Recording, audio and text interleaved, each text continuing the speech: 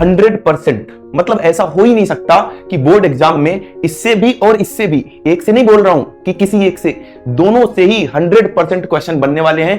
इन सभी के केवल और केवल 2 ही गुणनखंड होंगे, मतलब ये दूसरों के पहाड़े में नहीं आते। सिंपल सी बात है। एक बस मुझे एक ही जगह अच्छा लगता है, जब आपका बोर्ड में फर्स्ट पोजीशन आएगा, है ना। दुनिया की सभी अभाज्य संख्याएं विषम होती हैं, दुनिया की सभी अभाज्य संख्याएं विषम होती हैं। बस 1-2 ही इकलौती ऐसी संख्या है जो सम भी है, अभाज्य भी है, सबसे छोटी अभाज्य भी है। अब बताओ, मसम में क्या बोलोगे? मसम में बोलोगे उभयनिष्ठ संख्याएं न्यूनतम घात के साथ। और लसम में क्या बोलोगे? लसम में मतलब लघुत्तम समापवर्तक में क्या बोलोगे? सर सभी संख्याएं सबसे बड़ी घात के साथ। जय हिंद प्यारे साथियों, मैं सौरभ दुबे करियरविल में आपका स्वागत करता हूं। उम्मीद करता हूं आप सभी दोस्त बिल्कुल बेहतरीन होंगे। आज मैं क्लास 10th का चैप्टर नंबर 1 कराने वाला हूं, बहुत ही दमदार तरीके से, मतलब बिल्कुल बेसिक से स्टार्ट करने वाले हैं और अच्छे लेवल के क्वेश्चंस हम अटेम्प्ट करने वाले हैं और सब कुछ आपको समझ में भी आने वाला है। देखो, मेन चीज ये है, अगर क्लास 10th का आपका चैप्टर 1 स्ट्रांग हो जाएगा तो मैथ्स की किताब खोलने का मन करेगा। तो मैथ्स की किताब खोला, चैप्टर 1 ही नहीं समझ में आ रहा तो आगे के चैप्टर्स करने का मन नहीं करता। तो क्यों ना चैप्टर 1 को एकदम सीरियस होकर, बहुत ही फोकस के साथ, दमदार तरीके से तैयार कर लिया जाए। मतलब चैप्टर 1 से कुछ नहीं छूटना चाहिए। तो एक काम जरूर करना है, जो मैं अभी थोड़ी देर पहले आपको याद दिलाया, कि मेरे साथ कॉपी पेन लेकर बैठना है और प्रैक्टिस दमदार तरीके से करते हुए आगे बढ़ना है। तो स्टार्ट कर लें, तैयार हो, आ जाओ। तो सबसे पहले बात कर लेते हैं कौन कौन से टॉपिक हैं जो इस चैप्टर में हमें कवर करने हैं। कुल मिलाकर केवल 2 टॉपिक हैं। सबसे पहले अगर मैं बात करता हूं तो वो है अंकगणित की आधारभूत प्रमेय, फंडामेंटल थ्योरम ऑफ अरिथमेटिक। बहुत ही भयंकर प्रमेय नहीं है, डरना नहीं है प्रमेय का नाम सुन के, आसान है, अभी समझाऊंगा। और जो दूसरा टॉपिक है वो अपरिमेय संख्याओं का पुनर्भ्रमण, मतलब अपरिमेय संख्याओं के बारे में आपको 9th क्लास में चीजें सिखा दी गई कि कौन सी संख्या परिमेय संख्या होती है और कौन सी संख्या अपरिमेय संख्या होती है। 10th क्लास में उन्हीं अपरिमेय संख्याओं को सिद्ध करना सीखना है और ये बोर्ड का 100% आने वाला क्वेश्चन है। किसी भी साल के बोर्ड के एग्जाम को आप देखेंगे, उसमें जरूर पूछा जाएगा, सिद्ध करो √2 एक अपरिमेय संख्या है, सिद्ध करो 5 + √3 एक अपरिमेय संख्या है। तो इस प्रकार के सवाल। तो मतलब कुल मिलाकर ये कहना चाहता हूं आपसे, ये दोनों ही टॉपिक मोस्ट इंपॉर्टेंट टॉपिक हैं 100%। मतलब ऐसा हो ही नहीं सकता कि बोर्ड एग्जाम में इससे भी और इससे भी, एक से नहीं बोल रहा हूं कि किसी एक से, दोनों से ही 100% क्वेश्चन बनने वाले हैं। तो एकदम भाई बेहतरीन तरीके से करना है, क्योंकि आगे बढ़ना है तो डाउट लेकर आगे नहीं बढ़ना है। हर एक चीज को बहुत ही बढ़िया तरीके से क्लियर करते हुए आगे बढ़ेंगे। और सबसे पहले हम बात कर लेते हैं अपने फर्स्ट टॉपिक का, जिसमें हम देखेंगे भाज्य संख्याएं क्या होती हैं, अभाज्य संख्याएं क्या होती हैं। बहुत सारे बच्चों को पहले से पता होगा, लेकिन बात वही है कि कुछ भी डाउट लेकर आगे नहीं बढ़ना है। तो आइए एक बार इसको पुनः चर्चा कर लेते हैं कि भाज्य संख्याएं और अभाज्य संख्याएं क्या होती हैं। तो सबसे पहले मैं बात करना चाहूंगा अभाज्य संख्याओं की, जिसको हम इंग्लिश में क्या बोलते हैं, प्राइम नंबर्स। अभाज्य संख्याएं जिसको हम बोलेंगे प्राइम नंबर्स। आओ इसकी बातें कर लेते हैं। किसको किसको पता है इसके बारे में कि प्राइम नंबर्स क्या होते हैं। देखो, सिंपल सी बात है, ऐसी संख्याएं, देखो सबको परिभाषा तो याद है कि सर जो एक के पहाड़े में, मतलब जो एक से कट जाए और जो खुद से कट जाए, वो होता है अभाज्य संख्या।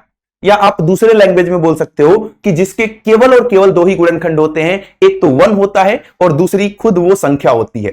फॉर एग्जाम्पल, अगर मैं संख्या 5 की बात करता हूं, 5 एक नंबर है। अब मुझे बताओ 5 किसके किसके पहाड़े में आता है, कौन बताएगा?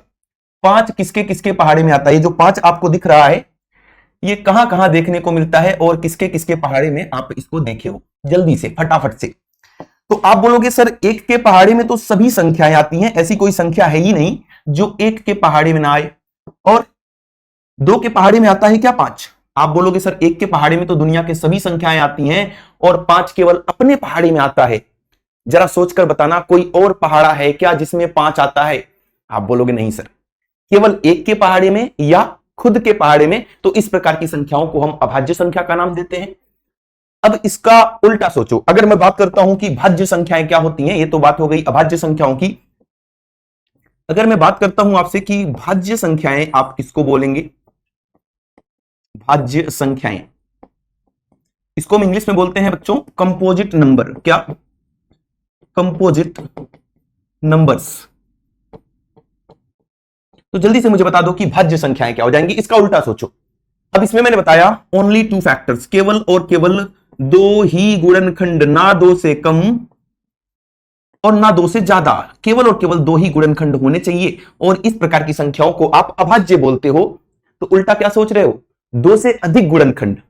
अगर किसी भी संख्या के दो से अधिक गुणनखंड हैं, मतलब एक और खुद के अलावा किसी दूसरे के पहाड़े में भी आता है, तो उस प्रकार की संख्याओं को आप भाज्य संख्याएं बोलेंगे। फॉर एग्जाम्पल अगर मैं बात कर लेता हूं नंबर 4 की बात बताओ किसके पहाड़े में आता है, तो आप एक बात याद रखना साथी, क्या याद रखोगे कि सर एक के पहाड़े में और खुद के पहाड़े में तो सभी आते हैं, क्या कोई और पहाड़ा है जिसमें 4 आपको दिखाई दे रहा है? आप बोलोगे सर 1 में तो सभी आते हैं और खुद में सभी आते हैं। अगर ऐसा होता, केवल ऐसा होता, तब तो ये अभाज्य होता, क्योंकि केवल और केवल दो ही गुणनखंड दिख रहे हैं। लेकिन क्या हो रहा है, ये तो दो के पहाड़े में भी आता है और जो दूसरों के पहाड़े में आएगा, याद रखना, जो दूसरों के पहाड़े में आएगा वो भाज्य संख्या कहलाएगा। याद हो जाएगा, जो दूसरे के पहाड़े में आएगा भाज्य संख्या कहलाएगा। बस एक बात याद हो जाएगा, सब कुछ क्लियर है ना, पक्की बात है। आगे बढ़े, मुझे और बता दो, एक एग्जांपल अपनी तरफ से कमेंट बॉक्स में जल्दी से बता दो कि सर ये वाली संख्या अभाज्य है और ये वाली संख्या भाज्य है, जो तुम्हें समझ में आए। बहुत सारी अनगिनत संख्याएं हैं जो अभाज्य हैं, अनगिनत संख्याएं हैं जो भाज्य संख्याएं हैं। तो आओ जो हमने डिस्कस किया इसको समझते हैं एक बार। सबसे पहले मैंने आपको अभाज्य संख्याओं के बारे में बताया, जिसमें मैंने समझाया कि जिसके केवल और केवल कितने गुणनखंड, 2। तो देखो अभाज्य संख्याओं में क्या लिखा है, संख्या एक के अतिरिक्त। इसकी बात अभी मैं थोड़ी देर में करूंगा कि ये क्यों लिखा है संख्या एक के अतिरिक्त, इसको छोड़ दो। मतलब नंबर 1 को, जहां से अपने प्राकृतिक संख्याएं स्टार्ट होती हैं, प्राकृतिक संख्याएं पता है 1 2 3 4, हाँ, तो 1 को छोड़ दो। अब एक के अलावा जितनी भी संख्याएं हैं उनकी बात की जा रही है। वे समस्त संख्याएं जो या तो 1 से और स्वयं को छोड़कर अन्य किसी भी संख्या से विभाजित नहीं होती, मतलब या तो 1 से विभाजित होंगी या तो खुद से विभाजित होंगी और किसी भी संख्या से विभाजित नहीं होंगी। उन प्रकार की संख्याओं को क्या बोलोगे, अभाज्य संख्याएं। भाज्य संख्याओं में मैंने क्या बताया, जो दूसरे के पहाड़े में आएगा वो भाज्य संख्या कहलाएगा, मतलब जिसके 2 से अधिक गुणनखंड होते हैं। तो वही बात लिखी गई है, संख्या एक के अतिरिक्त। अभी इसके बारे में बताऊंगा। वे समस्त संख्याएं जो स्वयं के अतिरिक्त अन्य दूसरी संख्याओं से भी विभाजित होती हैं, मतलब दूसरे के पहाड़ों में भी आती हैं। खुद से तो दुनिया के हर एक संख्याएं विभाजित होती हैं। कोई भी संख्या लिखवा दो मुझे, कोई भी। तुम्हारे मन में 10 आ रहा है, चलो 10 को लिख दिया। अब 1 से और खुद से तो हर एक संख्या विभाजित है। सभी संख्याएं जितनी भी आपको दिख रही हैं 1 2 3 4 5 6 7, मैंने क्या बोला, जो दूसरे के पहाड़े में आ जाएगा। अगर ऐसा ही होता, अगर ये दूसरे के पहाड़े में नहीं आता तब तो ये अभाज्य था, क्योंकि केवल 2 ही गुणनखंड होते। लेकिन ये 2 के पहाड़े में भी आ रहा है, ये 5 के पहाड़े में भी आ रहा है। इसकी हिम्मत देखो, तो कितने गुणनखंड हो गए, 1 2 3 4 गुणनखंड हो गए। और 2 से ज्यादा गुणनखंड होते ही क्या हो जाता है, भाज्य संख्या हो जाती है। तो समझ रहे हो, संख्या एक के अतिरिक्त वे समस्त संख्याएं जो स्वयं के अतिरिक्त अन्य दूसरी संख्याओं से भी विभाजित हो जाती हैं, खुद से तो हो ही रही हैं, दूसरों से भी विभाजित हो जाती हैं। इस प्रकार की संख्याओं को क्या बोलते हैं, क्या लिखा है, अन्य दूसरी संख्याओं से भी विभाजित। ये बात याद रखेंगे। तो इस प्रकार की संख्याओं को हम भाज्य संख्याएं कहते हैं। जितने भी ऊपर उदाहरण आपको दिख रहे हैं, इन सभी के केवल और केवल 2 ही गुणनखंड होंगे, मतलब ये दूसरों के पहाड़े में नहीं आते। सिंपल सी बात है, दूसरों के पहाड़े में नहीं आते तो अभाज्य, और दूसरों के पहाड़े में ये सब के सब आते हैं तो ये भाज्य हो जाएंगे। एकदम बढ़िया, चकाचक, कोई दिक्कत वाली बात नहीं है। ठीक है, बढ़ते हैं आगे और अब कुछ बातें करेंगे। कुछ बात, ये बात करने से पहले मैं चाहता हूं कि अपन वो काम करें आज जो बचपन में कराया जाता था। जब हम स्कूल में गए थे पहली बार, तब हमें जो सिखाया जाता था, गिनती लिखना।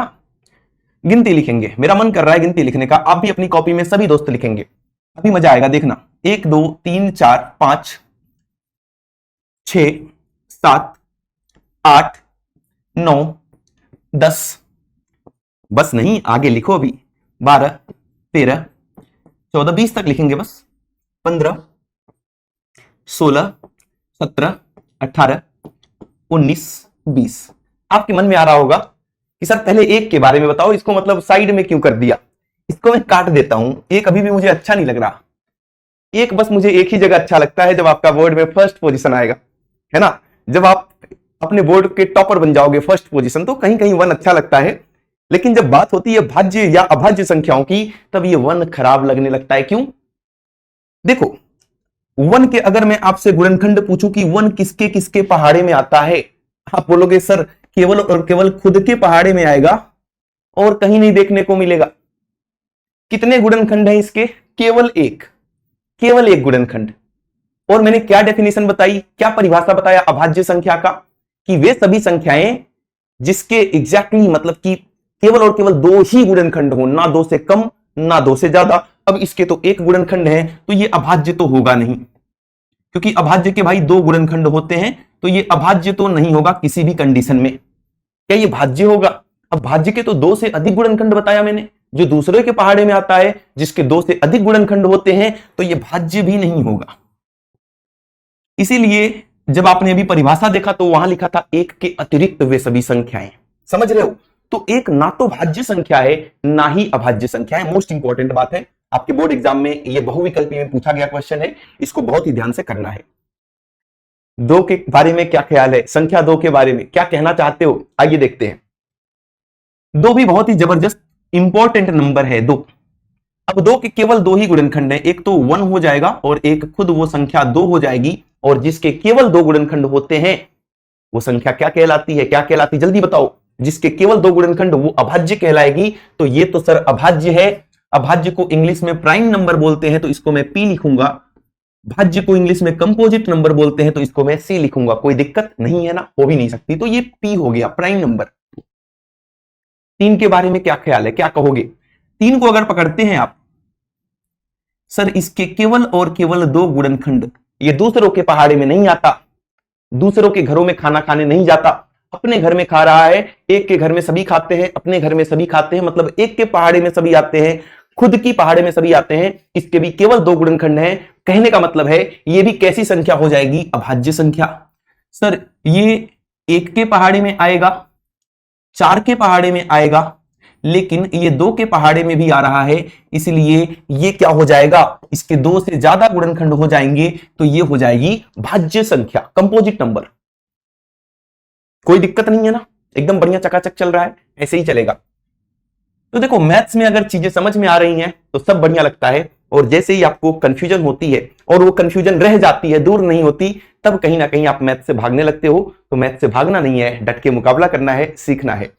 पांच के बारे में क्या कहना चाहते हो? केवल एक में और पांच में, दूसरे के पहाड़े में आता नहीं, तो ये हो जाएगा क्या?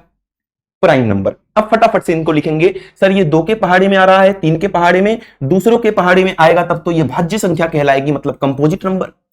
सात केवल एक के पहाड़े में, खुद के पहाड़े में, तो ये प्राइम नंबर मतलब कि अभाज्य संख्या। ये दो के पहाड़े में, चार के पहाड़े में, तो ये कंपोजिट नंबर मतलब कि भाज्य संख्या। ऐसे ही करते चले जाओ। ये तीन के पहाड़े में आ रहा, जो दूसरे के पहाड़े में आ गया, सिंपल सा बोल दो भाज्य हो जाएगा, कंपोजिट हो जाएगा।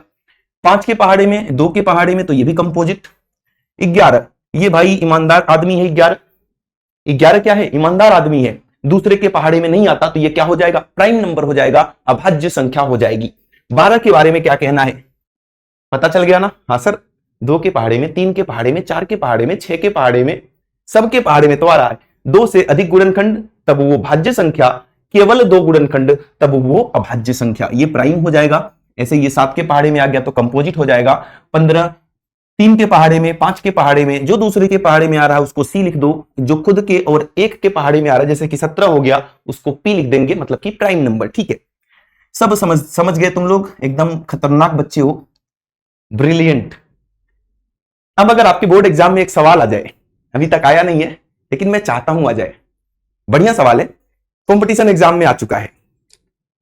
अगर सवाल ये आ जाए कि 1 से लेकर 20 तक, जैसे बहुत सारे बच्चे 10th के बाद पॉलिटेक्निक का एग्जाम देते हैं, है ना? ऐसा करते हैं, पॉलिटेक्निक का फॉर्म भरते हैं, उसका एग्जाम देते हैं, या ऐसे बहुत सारे एग्जाम हैं जो हम 10th के बाद भी देना चाहते हैं, 12th के बाद देते हैं, ग्रेजुएशन के बाद देते हैं।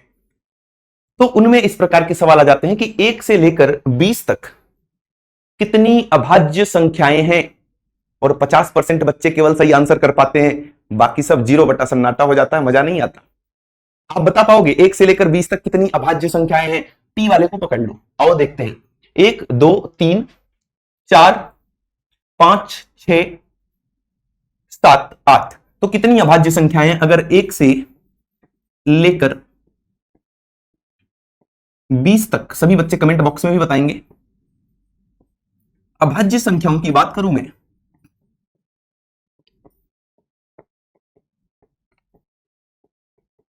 तो ये कितनी हो जाएंगी, कितना गिना अभी मैंने, याद है आपको, 8। तो ये 8 हो जाएंगी। क्लियर है? इस प्रकार के सवाल देखने को मिलते हैं, कभी भी बोर्ड एग्जाम में भी आ सकता है। अभी तक तो नहीं आया है, ये मुझे पता है। क्लियर है ना? अभी भाज्य और अभाज्य पक्की बात है, अब डाउट लेकर नहीं बढ़ोगे ना आगे। तो कुछ इंपॉर्टेंट बातें हैं। अभी आपने पहला पॉइंट तो देख लिया कि संख्या 1 जो है ना तो भाज्य संख्या है ना ही अभाज्य संख्या है। ठीक है, ये तो क्लियर है, ये बोर्ड एग्जाम में आ भी चुका है, तो ध्यान रखेंगे। संख्या 2 सबसे छोटी अभाज्य संख्या है। अभी आपने ये जो टेबल देखा, सबसे पहली अभाज्य संख्या क्या, 2। अच्छा, और जितनी अभाज्य संख्याएं हैं 2 को छोड़कर सबकी सब विषम हैं। विषम संख्याएं क्या होती हैं, जो 2 के पहाड़े में नहीं आती, जो 2 से नहीं कट सकती हैं। तो देखो 3 भी विषम संख्या, 5 भी विषम, 7 भी विषम, कोई भी उठा लो, 13 विषम, 17 विषम, 11 विषम, सब विषम है। लेकिन एक इकलौती एकमात्र कौन सी सम संख्या है जो अभाज्य है। दुनिया की सभी अभाज्य संख्याएं विषम होती हैं, दुनिया की सभी अभाज्य संख्याएं विषम होती हैं। बस 1 2 ही इकलौती ऐसी संख्या है जो सम भी है, अभाज्य भी है, सबसे छोटी अभाज्य भी है। याद रखोगे ना, ये पॉइंट भी आपके एग्जाम में पूछा जा चुका है बच्चों। संख्या 2 सबसे छोटी अभाज्य संख्या है तथा केवल 2 ही सम अभाज्य संख्या है। तो सबसे छोटी पूछे तो भी आंसर 2 है, केवल इकलौती एकमात्र सम अभाज्य संख्या पूछे तभी भी आंसर आपका क्या हो जाएगा, पक्की बात है। हाँ, सबसे छोटी भाज्य सम संख्या क्या है। अब सबसे छोटी भाज्य पूछ रहा है, अभाज्य नहीं, भाज्य। आ जाओ फिर से, भाज्य सबसे पहली वाली कौन सी मिली थी, 4। एक तो कुछ नहीं, 2 और 3 अभाज्य, तो सबसे छोटी भाज्य कौन सी मिली, 4। तो इसी की बात कर रहा है कि सबसे छोटी भाज्य सम संख्या वो क्या हो जाएगी, 4, और सबसे छोटी भाज्य विषम संख्या वो हो जाएगी 9। देखो 4 के बाद अगर विषम भाज्य संख्या की बात करते हैं, ये पहली थी, ये भी भाज्य है लेकिन ये तो सम है, ये भी भाज्य है, ये भी सम है, ये भी भाज्य है लेकिन ये विषम है। तो ये बहुत ही इंपॉर्टेंट क्वेश्चन है, गलत नहीं करना। अगर ये पूछ लिया कि सबसे छोटी विषम भाज्य संख्या, समझ रहे हो, भाज्य, तो ये हो जाएगा 9। 9 से पहले जितनी भी भाज्य संख्याएं हैं, चाहे आप 8 की बात करो, 6 की बात करो, 4 की बात करो, 4 6 और 8, ये सभी की सभी कैसी संख्याएं हैं, तो ये सभी की सभी आपकी भाज्य संख्याएं हैं, विषम नहीं सम संख्याएं हैं। हमसे विषम पूछा जाएगा तो पहली विषम संख्या जो भाज्य है वो हो जाती है 9। क्लियर है ना? ठीक है, बहुत ही बढ़िया। इसके बाद हमने देखा एक अभाज्य संख्या तो नहीं है ना ही भाज्य संख्या, इसलिए जब भी हम किसी भी संख्या का गुणनखंड लिखते हैं, अभी थोड़ी देर में आप ऐसा कुछ सीखने वाले हैं। जैसे अगर मैंने बोल दिया 18 का गुणनखंड कीजिए, तो आप लिखते हैं 2 गुणे 3 गुणे 3, ऐसे लिखते हो ना, ये सबको लिखना आता होगा। अरे ये वाला अभी थोड़ी देर में इसके ऊपर आने वाले हम लोग, 2 9 18, 3 त्रिका 9, 3 1 9 3, इसकी बात कर रहा था मैं। अब ये सबको आता है, लेकिन इसमें एक क्यों नहीं लिखा मैं, यहां एक भी तो लिख दूं, कोई गलत थोड़ी ना हो जाएगा, कोई फर्क पड़ जाएगा क्या, नहीं। एक क्यों नहीं लिखते हैं, क्यों नहीं लिखते, देखो 2 को लिख दिया, 3 को लिख दिया, 3 को लिख दिया, इस एक को क्यों नहीं लिखते हैं भाई, क्योंकि इसका नाम होता है अभाज्य गुणनखंड। इसका नाम क्या है, इस तरीके का नाम, एलसीएम नहीं बोलते इसको, बहुत पिटाई हो जाएगी एलसीएम बोला तो। अभाज्य गुणनखंड की बात हो रही है यहां पर, अरे हाँ या ना, अभाज्य गुणनखंड इसको बोलते हैं। अब अभाज्य गुणनखंड है तो सभी संख्याएं अभाज्य होनी चाहिए। अगर मैंने 1 लिख दिया तो क्या 1 अभाज्य है क्या? अभी क्या सिखाया पहली लाइन में, संख्या 1 न तो अभाज्य संख्या है ना ही भाज्य है, 1 नहीं लिख सकता क्योंकि ये अभाज्य गुणनखंड है, इसमें सभी की सभी आने वाली संख्याएं अभाज्य संख्याएं ही होनी चाहिए। क्लियर है, पक्की बात है ना? हाँ, तो ये कुछ इंपॉर्टेंट बातें थी, इसका आप स्क्रीनशॉट लेते रहेंगे। अब हम बढ़ जाते हैं आगे और गुणनखंड वृक्ष की बात करते हैं। वृक्ष तो आपने मतलब पेड़, जामुन का पेड़, आम का पेड़, अमरूद का पेड़, बहुत सारे पेड़ देखे, मैथ्स का पेड़ है, ये मैथ्स का पेड़ है, मैथ्स का वृक्ष है जिसको हम गुणनखंड वृक्ष के नाम से जानते हैं। जैसे पेड़ में टहनियां होती हैं वैसी ही टहनियां बनने वाली हैं, इसलिए इसका नाम वृक्ष रख दिया गया है। जैसे कोई एक नंबर ले लेते हैं अपन, जैसे मैं ले लेता हूं 455, एक संख्या ले लिया 455। एग्जाम में कभी कभी क्वेश्चन यहां से आया हुआ है, हमेशा नहीं, कभी कभी आया हुआ है यूपी बोर्ड में, सीबीएसई में 2-3 बार आ चुका है और यूपी में कम बार आ चुका है, 1 बार आया हुआ है। इसका बोलेगा आपसे कि लेकिन ये जानना बहुत जरूरी है, क्योंकि ये नहीं जानोगे तो आगे की चीजें आपको क्लियर नहीं होंगी, समझ रहे हो बात को? तो ये सीखना बहुत जरूरी है कि गुणनखंड वृक्ष का निर्माण कैसे करते हैं। एक संख्या ले लिया हमने 455, अब इसका गुणनखंड वृक्ष बनाना है तो बड़े ही प्यार से समझेंगे कि ऐसा कुछ ज्यादा इसमें बवाल नहीं है, बहुत ही आसान चीज है ये। मैं संख्या थोड़ी आसान लेना चाह रहा था, लेकिन चलो यहीं से स्टार्ट करेंगे, जो लिख दिया सो लिख दिया। अब मुझे ये बता दो, ये किससे विभाजित होता है? 2 से होगा क्या? आप बोलोगे सर 2 से कोई संख्या तब विभाजित होती है जब लास्ट में 0, 2, 4, 6 या 8 आता है, सबको पता है। अब लास्ट में 5 आ रहा है तो ये 2 से विभाजित तो नहीं होगी। 3 से तो 5 5 10, 10 4 14, 3 से भी नहीं होगी क्योंकि 14 3 के पहाड़े में नहीं आता। 4 से भी नहीं होगी, 5 से विभाजित हो जाएगी क्योंकि अगर लास्ट में 5 आती है या 0 आता है, 5 आता है या 0 आता है, सबसे लास्ट में 5 दिख रहा है आपको, तो 5 आ गया, इसलिए ये संख्या जो है वो 5 से विभाजित हो जाएगी। 5 से इसको विभाजित करेंगे तो 5 यहां पर लिखेंगे। याद रखना, जिससे विभाजित करोगे उसको पहले लिखना है और जितनी बार विभाजित होगा उसको यहां पर लिखना है। तो इसको 5 से काट दो, 5 9 45, क्लियर है ना? 5 9 45 और 5 बचा बचा तो 5 1 में 5, ठीक है। अब फिर से 2 तीर बना दिया। 91 किससे कटेगा? 5 तक तो आपने चेक कर लिया, आगे चेक करो 6 से कटेगा क्या? 7 से कट जाएगा। 13 7 91 होता है, तो 7 लिख दिया और 13 लिख दिया। अब यहां पर जो 2 संख्याएं प्राप्त हुई आपको, दोनों की दोनों अभाज्य संख्याएं प्राप्त हुई, इसीलिए इसका जब आप गुणनखंड लिखेंगे 455 का, तो जितनी अभाज्य संख्याएं इधर वाली 5 7 और 13, अब देखो 13 को भी क्यों लिख दिया? क्योंकि 13 भी अभाज्य है, 91 तो भाज्य थी। तो ऐसे करके लाइन बनाते हुए नीचे जाना है और लास्ट जहां तक रुकोगे आप, यहां पर रुक गए हो, जहां रुकोगे वहां पर दोनों को लिख देना है। यहां से पहले वाले को पकड़ा, यहां पर रुक गए तो यहां पर इन दोनों को लिख देना है ना? इसके बाद हम 96 का देखने वाले हैं, तो अगर किसी भी बच्चे को यहां डाउट आएगा तो यहां पर समझ लेगा, टेंशन नहीं लेने का, जब तक मैं यहां खड़ा हूं मैथ्स में कोई दिक्कत नहीं आने दूंगा बच्चा, ठीक है। 5 हो गया, 7 हो गया और 13 हो गया, क्लियर है? यहां तक तो कोई डाउट नहीं होगा। ये समझ रहे हो ना कि इन दोनों को क्यों लिख दिया और इन दोनों को क्यों नहीं लिखा? क्योंकि यहां पर ये भाज्य था, हम केवल अभाज्य संख्याओं को लिख रहे हैं। इसको मैंने फिर तोड़ दिया तो 5 हो गया, 7 हो गया और 13 हो गया। आइए यहां पर समझते हैं 96 के साथ इसी प्रकार से जैसे हमने यहां पर समझा। तो अगर 96 की बात करें तो मुझे जल्दी से बता दो, ये 2 से विभाजित होगा या नहीं, 2 से डिवाइड होगा या नहीं, जल्दी से। तो बिल्कुल हो जाएगा, लास्ट में 6 आया है तो 2 से भी विभाजित हो जाएगा। 2 से इसको विभाजित करेंगे, 2 चौका 8, 1 9, 2 8 16, 48 आ गया। अब 48 एक भाज्य संख्या है क्योंकि ये 2 से फिर से कट रहा है, तो 48 को फिर से तोड़ दो 2 पार्ट में।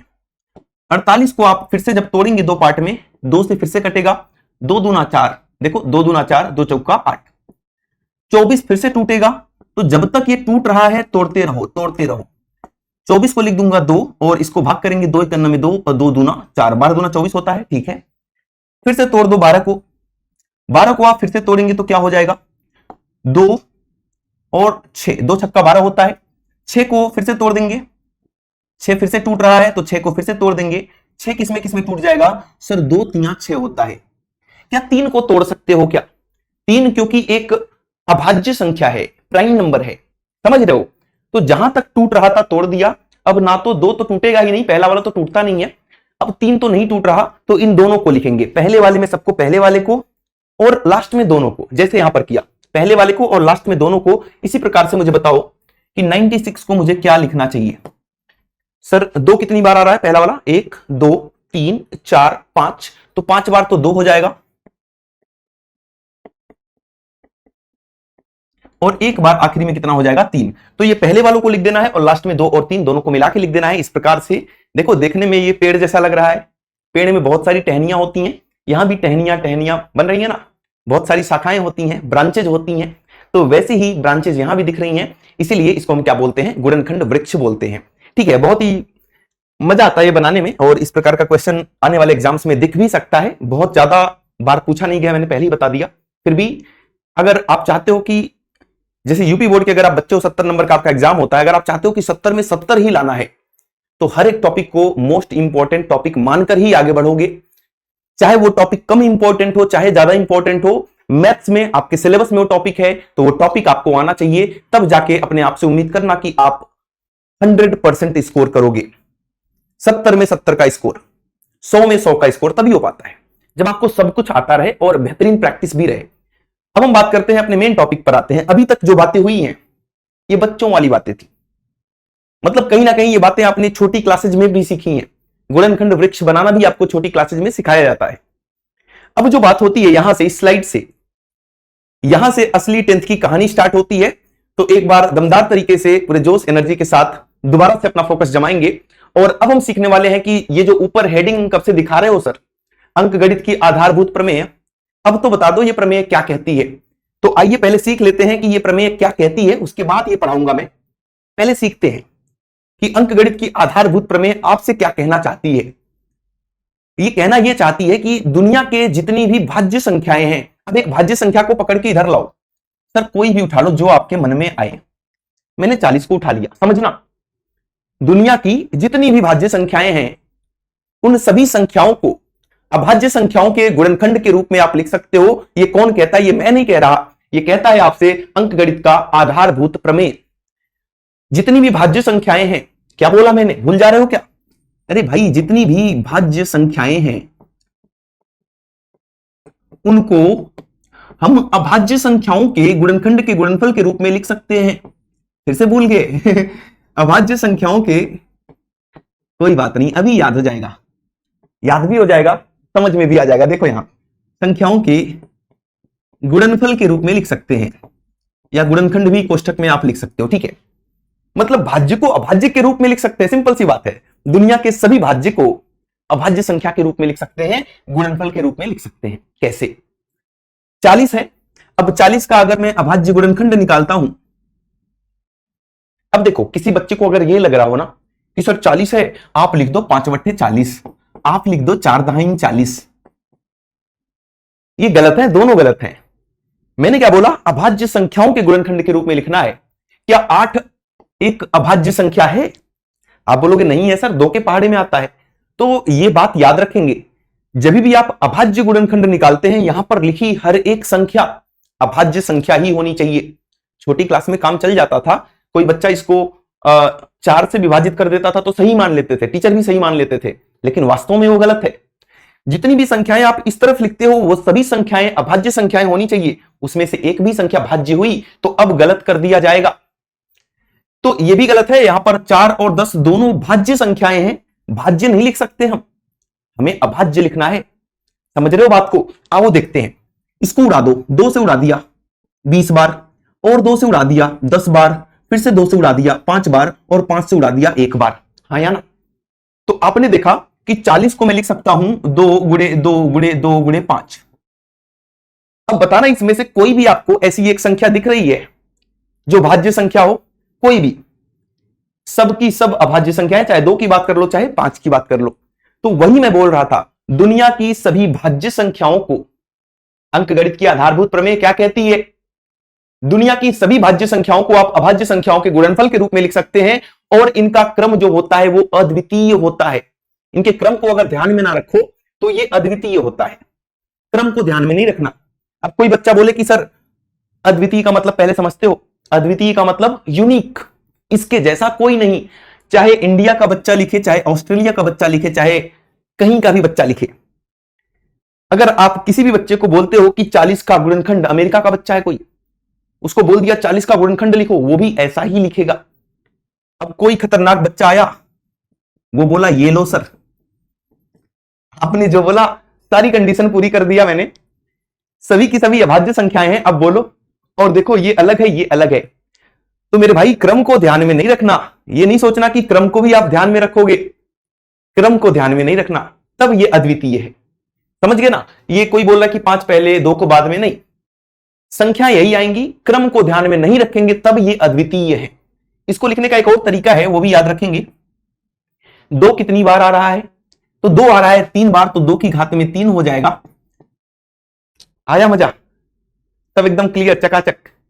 तो समझ गए ना अंकगणित की आधारभूत प्रमेय? कौन बताएगा? मैं सब घेर लेता हूं ऐसे करके। अब बताओ। हाँ, नहीं दिख रहा ना? अब बताओ अंकगणित की, अच्छा इसको हटा ही देता हूं ना। अब बताओ अंकगणित की आधारभूत प्रमेय क्या कहती है तुमसे? हाँ बताओ बताओ, सुन रहा हूं मैं। दुनिया की सभी भाज्य संख्याओं को अभाज्य संख्याओं के गुणनफल के रूप में हम लिख सकते हैं। ये कौन कहता है? मैं नहीं कहता, अंकगणित की आधारभूत प्रमेय। और एक बात और, ये अद्वितीय होता है अगर इसके क्रम को ध्यान में ना रखा जाए तब। एकदम बढ़िया क्लियर है, पक्की बात है ये, ठीक है। तो मैं मान लेता हूं कि पक्की बात है और हम दोबारा से वहीं पर आ जाते हैं जहां पर हम बात कर रहे थे अंकगणित की आधारभूत प्रमेय की। आइए इसका स्टेटमेंट पढ़ते हैं एकदम ध्यान से, जो पढ़ाया हूं अभी उसको समझना, उससे रिलेट करना क्या लिखा है। ये जो इतना बड़ा दिख रहा है ना, कुछ नहीं है, जो पढ़ाया हूं वही लिखा है। और दिखाता हूं। अंकगणित की आधारभूत प्रमेय के अनुसार प्रत्येक भाज्य संख्या को, दुनिया की सभी संख्याओं को, भाज्य संख्याओं को, प्रत्येक भाज्य संख्या को अभाज्य संख्याओं के गुणनफल के रूप में, दुनिया की सभी भाज्य संख्याओं को अभाज्य संख्याओं के गुणनफल के रूप में गुणनखंडित किया जा सकता है तथा यह गुणनखंड, पहली बात क्या कि दुनिया की सभी भाज्य संख्याओं को अभाज्य संख्याओं के गुणनफल के रूप में गुणनखंडित किया जा सकता है तथा यह गुणनखंड अभाज्य गुणनखंडों के आने वाले क्रम के बिना, मतलब क्रम को ध्यान में नहीं रखना, अद्वितीय होता है, यूनिक होता है, इसके जैसा कोई नहीं। समझ गए? रिलेट कर पा रहे हो उससे? हाँ। अंकगणित की मूलभूत प्रमेय को अद्वितीय गुणनखंड प्रमेय के नाम से भी जानते हैं। याद रखने का मन करे तो कर लेना, ये भूल जाओ तो कोई बात नहीं, आज तक पूछा नहीं है कि अद्वितीय गुणनखंड प्रमेय क्या होता है, तो बस ये याद रखना, मेन नाम इसका। वही बात यहां पर शॉर्टकट में लिखी गई है कि दुनिया की सभी भाज्य संख्याओं को, जिसको हम मिश्रित संख्याएं भी बोलते हैं, अभाज्य संख्याओं के गुणनफल के रूप में लिख सकते हैं। बात खत्म। नहीं भूलोगे ना? पक्की बात है? कभी नहीं? ठीक है। अब देखो, अब हम बात कर लेते हैं कुछ नई बात कि सर ये जो अभाज्य गुणनखंड, अभी आपने फंडामेंटल थ्योरम ऑफ अरिथमेटिक बताया, वही जो अभी पढ़ाया मैंने, मूलभूत आधारभूत प्रमेय अंकगणित की, अभी उसके ऊपर, मतलब अंकगणित की आधारभूत प्रमेय के ऊपर क्या क्या एप्लीकेशन है, इनका यूज कहां करते हैं, ये तो आपने बता दिया कि दुनिया की सभी भाज्य संख्याओं को अभाज्य संख्याओं के गुणनफल के रूप में लिख सकते हैं, लेकिन इसका यूज कहां करोगे, प्रयोग कहां करोगे? तो यहां प्रयोग करेंगे मस और लस ज्ञात करने में। आज जब क्लास स्टार्ट हुई थी तभी मैंने बताया कि ऐसा हो ही नहीं सकता कि आपके बोर्ड एग्जाम में यहां से क्वेश्चन ना बने। कोई भी पेपर उठा के देख लेना, किसी भी साल का, उसमें जितने भी पार्ट आते हैं कोई भी पार्ट उठा के देख लेना, है ना, कोड आते हैं ना पेपर में, कोई भी कोड का, हो ही नहीं सकता कि मस और लस से सवाल ना आया हो। तो भाई जब मुझे, अगर मैं तुम्हारी जगह होता, अगर मुझे पता चल जाता ना कि ये टॉपिक 100% बोर्ड में लिखा है, मतलब 2-3 नंबर यहां से मिल जाएगा, तो इस पे मैं तो खूब प्रैक्टिस कर लेता। और मैं यही उम्मीद आपसे भी कर रहा हूं कि इस टॉपिक को बहुत ही बढ़िया से आप क्लियर करेंगे और आ भी जाएगा, इतना मुश्किल नहीं है, मैं समझाऊंगा, सब आएगा। देखो, बात करेंगे मस और लस की। 2 लाइन याद कर लो बस, करोगे याद? मस जब मैं पूछूंगा तो बोलना सर उभयनिष्ठ संख्याएं विथ मिनिमम पावर, क्या बोलोगे? जब मैं मस पूछूंगा, ज्यादा नहीं याद करवाऊंगा, बस 2 बातें। जब मैं मस पूछूंगा तो बोल देना सभी उभयनिष्ठ संख्याएं विथ न्यूनतम घात, मिनिमम पावर के साथ, छोटी घात के साथ। क्या बोलोगे मस में? उभयनिष्ठ न्यूनतम घात, उभयनिष्ठ न्यूनतम घात। और लस में क्या बोलोगे? सर सभी संख्याएं, प्रत्येक संख्याएं अधिकतम घात के साथ। मस में क्या बोलोगे? उभयनिष्ठ संख्याएं न्यूनतम घात के साथ। लस में क्या बोलोगे? सभी संख्याएं बड़ी घात के साथ। बस अब बताओ, मस में क्या बोलोगे? मस में बोलोगे उभयनिष्ठ संख्याएं न्यूनतम घात के साथ। और लस में क्या बोलोगे? लस में मतलब लघुत्तम समापवर्तक में क्या बोलोगे? सर सभी संख्याएं सबसे बड़ी घात के साथ। बात यह आती है कि सर ये रटवा रहे हो? रटवा नहीं रहा हूं, ये चीजें आपको पता होनी चाहिए, क्योंकि आपको टाइम भी बचाना है। एग्जाम में होता है ना, मैथ्स में टाइम की वजह से क्वेश्चन छूट गया, तो कुछ बातें आपको याद भी होनी चाहिए। अभी मैं ये भी समझाऊंगा जो कोई नहीं समझाता, आपको आज तक समझ नहीं पाए, कि लस और मस का मतलब क्या होता है। पहले यही सब समझ लेते हैं, फिर हम आगे बढ़ेंगे। पहले मैं लस और मस निकाल कर दिखाता हूं आपको, फिर उसका मतलब समझाऊंगा, फिर आगे बढ़ेंगे। लस मस बच्चों को निकालना तो आ जाता है, सवाल भी कर लेते हैं, लेकिन जिंदगी में समझ ही नहीं पाते कि भाई इसका मतलब क्या होता है, क्यों निकलवा रहे हो, इससे क्या फायदा मिलता मुझे। आइए समझते हैं। कुछ संख्याएं ले लेता हूं मैं, जैसे मैंने ले लिया 12, 16 और 18 ले लें, 12 ले लिया, 16 ले लिया और 24 ले लेते हैं। ठीक है, ये बढ़िया लग रहा है। मैंने बोला कौन सी विधि से निकालना है। जैसे मस निकालने की 2 विधियां हैं। यूक्लिड का डिवीजन लेमा था, वो आपके सिलेबस से डिलीट कर दिया गया। यूक्लिड की विभाजन प्रमेयिका अपने सिलेबस में था, बढ़िया कॉन्सेप्ट है ये भी, लेकिन है नहीं तो अभी नहीं पढ़ाऊंगा। इसको भी पढ़ाऊंगा, इसके बारे में बताऊंगा, लेकिन अभी नहीं। जब अपना पूरा चैप्टर कंप्लीट हो जाएगा उसके बाद से बताऊंगा। अगर कोई बच्चा इंटरेस्टेड है, जिसको जानना है कि अपने जो पुराने जो 10th क्लास के बच्चे थे उनको तो ये भी आता है, मुझे भी आना चाहिए, ऐसा भी लगता है, उनके लिए मैं पढ़ाऊंगा जरूर। जो सिलेबस से डिलीट है उसकी सेपरेट क्लास अगर आपको पसंद है तो देखना, नहीं पसंद है तो मत देखना। तो मसा निकालने की मेनली बहुत सारी विधियां हैं, बहुत सारे शॉर्ट ट्रिक भी हैं, लेकिन यहां पर जो हम बात करेंगे वो हम बात करेंगे अभाज्य गुणनखंड विधि की। अभाज्य गुणनखंड विधि द्वारा मसा निकालना, महत्तम समापवर्तक निकालना। मसा भी निकाल सकते हो, इस विधि की खास बात क्या है, मसा भी निकाल सकते हो और लसा भी निकाल सकते हो। समझ रहे हो बात को, मसा भी और लसा भी, समझेंगे दोनों बातें।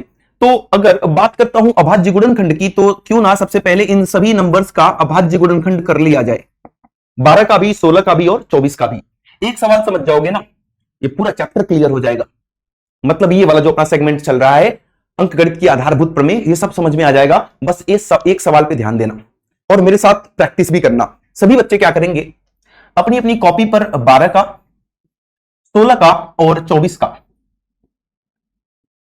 इन तीनों संख्याओं का क्या निकालोगे, एलसीएम। पिटाई हो जाएगी, एलसीएम नहीं, अभाज्य गुणनखंड निकालेंगे इसका, ठीक है। इसको एलसीएम नहीं बोलते, एलसीएम तब बोलते हैं जब हम ये वाला करते थे छोटी क्लासेज में, ऐसे करके नहीं निकालते थे, इसको बोलते हैं। ये भी वही विधि है, लेकिन 10th क्लास में ये नहीं चलेगा, 10th क्लास में ये नहीं चलेगा। 10th क्लास में जो पढ़ा रहा हूं ऐसे ही आपको एग्जाम में भी करना है। ये सभी बच्चों को आता है, अलग अलग निकालना है। 2 से काटेंगे, 2 छक्का 12, 2 3 6, ठीक। हमेशा घात के रूप में लिखना है, ऐसे करके नहीं छोड़ देना आपको। तो 12 को मैं लिख सकता हूं 2 की घात में 2 गुणे 3। 2 कितनी बार आ रहा है, 2 बार, और 3 अकेला आ रहा है, तो 2 की घात में 2 गुणे 3। इसी प्रकार से आप बताएंगे 16 का क्या हो जाएगा, 2 × 16, 2 दूना 4 और 2 × 9 में 2। 2 कितनी बार आ रहा है, 4 बार, तो इसको मैं क्या लिखूंगा, 2 की घात में 4। और ऐसे ही बता दो मुझे 24 को क्या लिखूंगा, तो ये भी जाएगा 2 से 12 बार, फिर 2 से जाएगा। तो मैं उम्मीद कर रहा हूं कि आप सभी लोग अपनी अपनी कॉपी में भी इसी प्रकार से किए होंगे, क्योंकि ये बात हमें 5वीं क्लास से सिखाना स्टार्ट कर दिया जाता है। तो इतना तो आता होगा, सबको आता होगा, नहीं आता तो भी आप यहां पर सीखेंगे, प्रैक्टिस करेंगे। 24 को मैं लिखूंगा, 2 आ रहा है 3 बार, तो 2 की घात में 3, और 3 अकेला है तो 3 को अकेला लिख दिया। ये यहां तक तो सबको आता था, कोई दिक्कत नहीं है। अब जो बात होती है आगे की, वो है इनका लसा और मसा निकालना है आपको। तो सबसे पहले हम मसा की बात कर लेते हैं। किसका किसका निकाल रहे हो, 12, 16 और 24 का। अभी 2 बातें याद करवाया था थोड़ी देर पहले, मैंने बोला था कि ये 2 बातें आपको याद करनी होंगी। मसा में मैंने बोला था सभी उभयनिष्ठ संख्याओं को लिखना है, और कैसी घात के साथ, तो न्यूनतम घात के साथ, मिनिमम पावर के साथ। उभयनिष्ठ संख्याएं मतलब ऐसी संख्याएं जो सभी लाइन में आ रही हों। जरा बताना, घात को नहीं देखना, केवल आधार को देखना है। मुझे बताओ कौन कौन सी संख्याएं आपको दिख रही हैं जो इसमें भी और इसमें भी तीनों के गुणनखंड में आ रही हैं। तो आपको दिख रहा होगा सर 2 यहां भी आ रहा है, 2 यहां भी आ रहा है और 2 यहां भी आ रहा है। तो जब 2 तीनों लाइन में आ रहा है तो उभयनिष्ठ संख्या हो जाएगी 2। 2 बातें बताया था मसा में याद करने को, कि उभयनिष्ठ संख्याएं विथ मिनिमम पावर, सबसे छोटी घात के साथ। 2 की सबसे छोटी घात क्या दिख रही है, बताओ बताओ, तुम्हें ही बताना है। यहां पर 2 है, यहां पर 4 है और यहां पर 3 है। तो 2 की सबसे छोटी घात जो है वो कौन सी हो जाएगी, 2 हो जाएगी। तो यहां पर मैं लिख दूंगा 2। क्या और कोई संख्या है जो उभयनिष्ठ है 2 के अलावा? 3 यहां है, 3 यहां है, लेकिन 3 यहां पर नहीं है, तो उसको नहीं लिखना। फिर से मैं सिखा रहा हूं मसा कैसे निकाला मैंने। मसा निकालने का नियम ये बताया कि सभी उभयनिष्ठ संख्याओं को लिखना है विथ मिनिमम पावर, सबसे छोटी घात के साथ। आपने देखा कि यहां पर केवल और केवल 2, एकमात्र 2 और कोई नहीं। 2 क्या है, उभयनिष्ठ संख्या है, और 2 की सबसे कम घात कितनी है, 2 है। तो 2 की घात में 2, और 2 की घात में 2 का मतलब होता है 2 × 2 मतलब कि 4। तो मसा कितना हो गया, 4 हो गया। इसी प्रकार से आप लसा निकालेंगे। पहले निकाल लो, फिर मतलब समझाऊंगा मैं कि लसा और मसा का मतलब क्या होता है। अब लसा में मैंने आपको सिखाया कि सभी संख्याएं with maximum power, all numbers with maximum power, सभी संख्याएं, जितनी भी यहां पर संख्याएं आपको दिख रही, चाहे 2 हो चाहे 3 हो, और भी संख्याएं होती उनको भी लिख दो। तो हम लिखेंगे 2 और 3 को विथ मैक्सिमम पावर, सबसे बड़ी घात के साथ। 2 की सबसे बड़ी घात 4 दिख रही है, तो इसको मैंने 4 लिख दिया। 3 की सबसे बड़ी घात, सर 3 तो अकेला यहां भी, अकेला यहां भी, मतलब सबसे बड़ी घात भी 1 है, सबसे छोटी घात भी 1 है, तो 3 अकेला ही रहेगा। समझ गए? सभी संख्याएं विथ मैक्सिमम पावर 2 और 3, इसके अलावा कोई संख्या नहीं दिख रही थी। मैंने 2 और 3 दोनों को लिखा।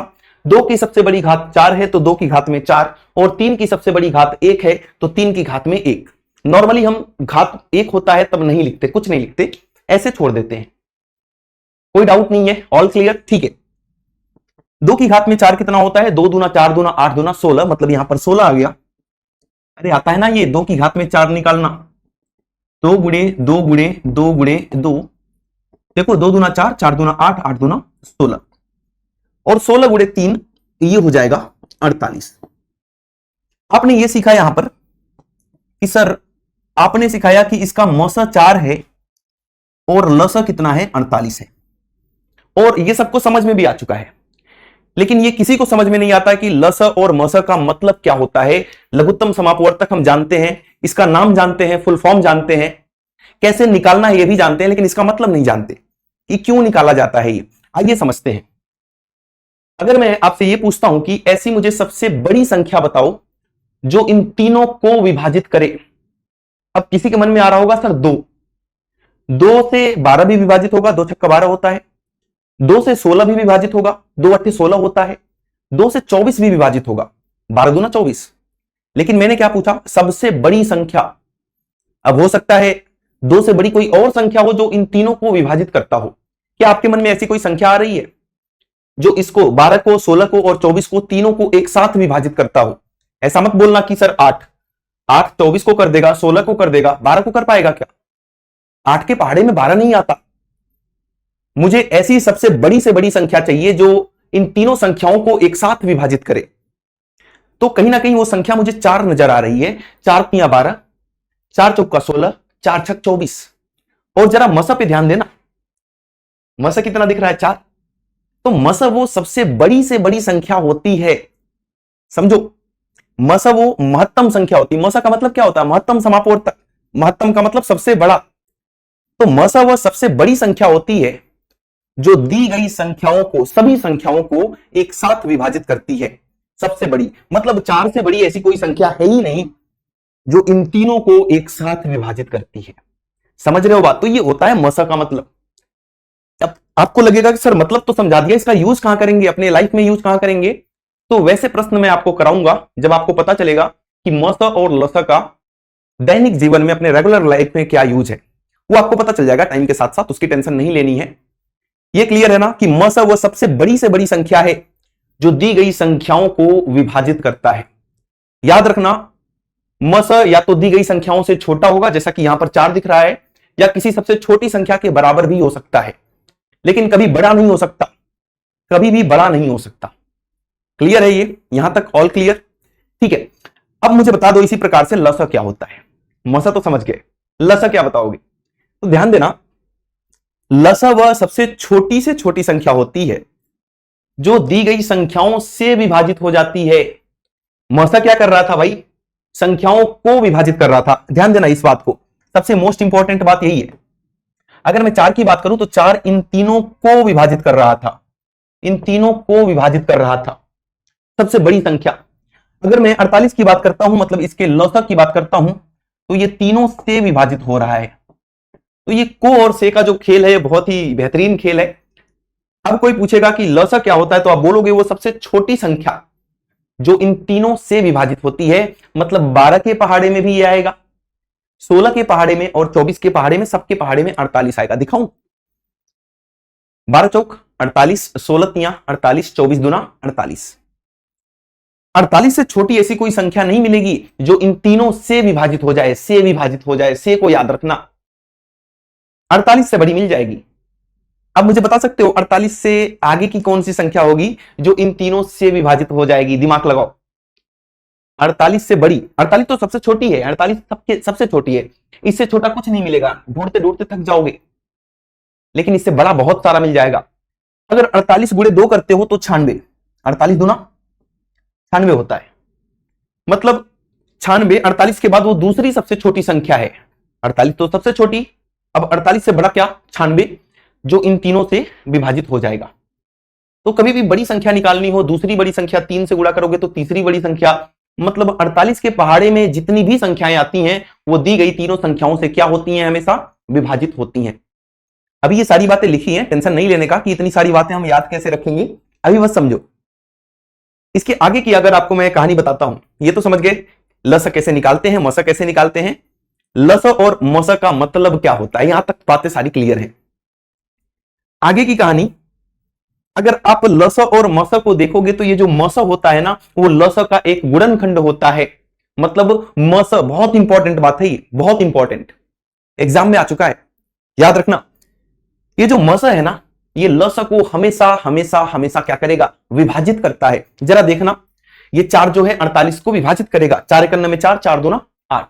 तो याद रखेंगे कि ये सवाल 2 प्रकार से आ सकता है, लैंग्वेज चेंज होगी, सवाल एक ही है। मस लस का एक गुणनखंड है, बिल्कुल सही बात है, नोट डाल के कहीं लिख लो अपनी कॉपी में, मस लस का एक गुणनखंड है क्योंकि इसको विभाजित करता है, या मस लस को हमेशा विभाजित करता है। दोनों बातें एक ही हैं, बस अलग अलग प्रकार से बोली जा सकती हैं। तो आई होप कि ये दोनों बातें आपको क्लियर होंगी। जितनी बातें यहां अभी आपको बताई गई हैं, ये सभी की सभी बातें क्लियर होंगी। एक बार ये फिर से इसका स्क्रीनशॉट ले लेंगे, जो मैंने आपको याद करने को बोला था कि आपको क्या याद करना है, आपको याद ये करना है कि जो मस होता है वो उभयनिष्ठ संख्याएं न्यूनतम घात के साथ होती हैं, और जो लस होता है वो प्रत्येक संख्याएं कैसी, अधिकतम घात के साथ होती हैं। क्लियर है? आगे बढ़ते हैं अब और जानेंगे कुछ और बातें। ये सब मैंने बता दिया, एक बार देख लेते हैं, नोट्स के फॉर्म में आपके पास चीजें रही इसलिए मैं लिख कर लाया हूं। 2 या 2 से अधिक संख्याओं का मस जो होता है, मस में क्या बताया, वो बड़ी से बड़ी संख्या जो दी गई संख्याओं को पूर्णतया विभाजित करती है।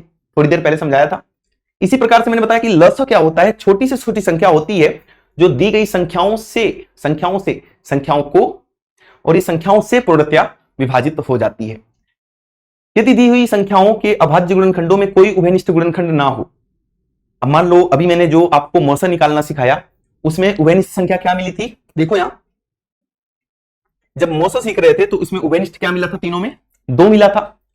अगर मान लो उभयनिष्ठ मिले ही ना, तब क्या करोगे, उभयनिष्ठ कुछ नहीं मिले। फॉर एग्जाम्पल, अगर मैंने आपसे पूछ लिया कि 9 और 16 का मस बताओ क्या होगा,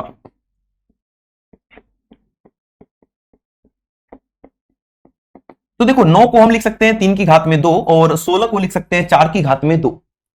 कुछ उभयनिष्ठ दिख रहा है क्या? आप बोलोगे सर कुछ नहीं दिख रहा। जब कुछ उभयनिष्ठ नहीं दिखेगा तब मस क्या हो जाता है, 1 हो जाता है। और एक बात और याद रखेंगे, अगर 2 दी गई संख्याओं का, 2 युग्म में जो संख्याएं आती हैं जोड़े में, जैसे 9 और 16 हो गया, अगर इनका मस 1 आता है मतलब इनका उभयनिष्ठ गुणनखंड क्या आ रहा है, 1 आ रहा है, तो इस प्रकार की संख्याओं को हम सह अभाज्य संख्याएं भी बोलते हैं।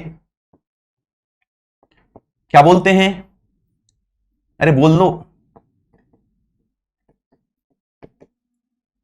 कुछ तो बोलो, सह अभाज्य संख्याएं।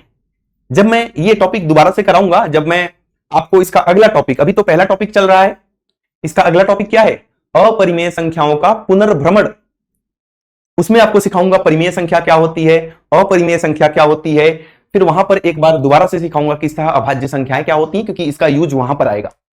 कर पाओगे? ठीक है ना? तो ये सारी बातें क्लियर है, आगे बढ़ सकते हैं। ठीक है, अब बात करते हैं कुछ उदाहरण की। इसमें कुछ सवाल मैं करूंगा, कुछ आपके लिए छोड़ूंगा, जो आप मुझे कमेंट बॉक्स में करके बताओगे। देखो सबसे पहला उदाहरण क्या है, अभाज्य गुणनखंड विधि द्वारा अभी जो सिखाया था 26, 72, 108 का एचसीएफ और एलसीएम निकालो। कौन कौन? 26, 72 और 108। अब मैं चाहता हूं कि ये सभी लोग मेरे साथ साथ अपनी अपनी कॉपी में भी करो, तो मुझे ज्यादा खुशी मिलेगी।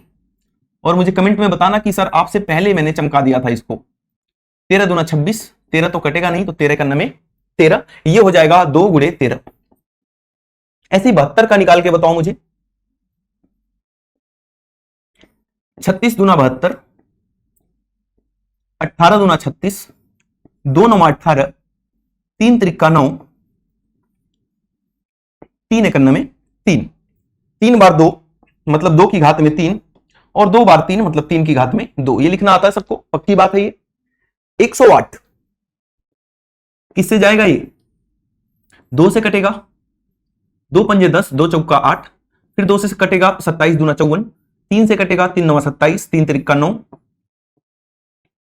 3 1 में 3, तो यहां पर 2 बार 2 आ रहा है, मतलब 2 की घात में 2, और 3 बार 3 आ रहा है, मतलब 3 की घात में 3। अब मैं अगर आपसे पूछूं कि मौसम में मैंने क्या याद करने को बोला था, क्या बोलोगे? उभयनिष्ठ संख्याएं न्यूनतम घात, उभयनिष्ठ संख्याएं न्यूनतम घात। तो उभयनिष्ठ संख्या दोनों में, तीनों लाइन में क्या दिख रही है? 2 यहां भी है, 2 यहां भी, 2 यहां भी, तो उभयनिष्ठ संख्या हो गई 2। 3 यहां है, 3 यहां है, लेकिन यहां 3 नहीं है, 3 का 13 बन चुका है, तो छोड़ दो इसको। समझ रहे हो? इसको छोड़ दो, 3 तो उभयनिष्ठ नहीं है। ये मत सोचना कि 2 में आ रहा है तो भी लिख दो, नहीं, सब में आना चाहिए, तब उभयनिष्ठ माना जाएगा वो, सब में। विथ मिनिमम पावर, 2 की सबसे छोटी घात, यहां पर कुछ नहीं होता तो 1 होता है, तो यही आंसर हो जाएगा। सबसे छोटी घात क्या दिख रही है? यहां पर 1, यहां पर 2, यहां पर 3, तो 2 की घात में 1 ही क्या हो जाएगा? आपका आंसर यहां पर हो जाएगा। क्लियर है ये? ठीक है। मस के बाद अब हम बात करते हैं लस का। लस में आपको सभी संख्याएं लिखनी होती हैं, चाहे 2 हो चाहे 13 हो, सबको लिखो। 2 है, 3 है और 13 है, सभी संख्याएं विथ मैक्सिमम पावर, सबसे बड़ी घात के साथ। 2 की सबसे बड़ी घात आपको 3 दिख रही है, तो 2 की घात में यहां पर हो जाएगा 3। 3 की सबसे बड़ी घात यहां पर 3 दिख रही है, तो यहां भी 3। 13 अकेला, तो 13 अकेला। 2 की घात में 3 होता है 8, 3 की घात में 3, 3 3 9, 9 3 27, और ये 13। 27 और 8 को गुणा करते हैं, 8 7 56, 6 हो गया, 5 कैरी हो गया, 8 दूना 16, 16 और 5 6 5 11 21 हो गया। ठीक है, फिर से देखेंगे, 8 7 56, 5 कैरी हो गया, 8 दूना 16 और 5 6 5 11, तो 21 हो गया, गुणे 13। इसको गुणा करो, 13 छक्का 78 को 8 लिख दिया, कैरी हो गया 7, 13 का नाम 13 और 7 20 हो गया 0, कैरी हो गया 2, 13 दूना 26, 26 और 2 28, तो ये इसका क्या हो जाएगा दोस्त? जल्दी बता दो। ये 28 तो 8 क्या हो जाएगा? इसका एलसीएम हो जाएगा। 2 क्या हो जाएगा? इसका एचसीएफ हो जाएगा। क्लियर है? कोई दिक्कत वाली बात? तो आसान चीजें हैं, कर पाओगे। ठीक है, बढ़ते रहेंगे आगे, समझते रहेंगे, और मेरे साथ साथ एक काम जरूर करना है कि आपको भी आंसर करना है। अभी जो सवाल दिख रहा है, सीबीएसई बोर्ड में पूछा गया सवाल है ये। क्या बोल रहा है? सवाल पढ़ो, समझ में आया कुछ? मैं समझाऊं?